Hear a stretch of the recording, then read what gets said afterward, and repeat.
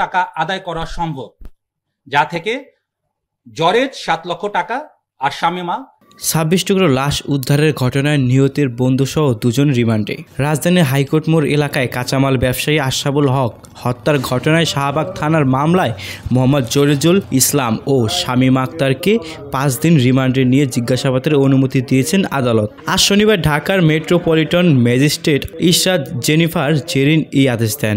আজ সন্ধ্যায় আসামিদের আদালতে হাজির করে 7 দিনের রিমান্ড চেয়ে আবেদন করেন মামলার তদন্ত কর্মকর্তা ডিবির পুলিশ পরিদর্শক মোহাম্মদ আখতার মোর্শেদ। রিমান্ড আবেদনে বলা হয়, প্রাথমিক তদন্তে আসামিদের বিরুদ্ধে অভিযোগের সত্যতা পাওয়া গেছে। আসামি মোহাম্মদ জরিজুল ইসলাম ও শামীমা আক্তার এই হত্যাকাণ্ডের ঘটনা ঘটিয়েছেন।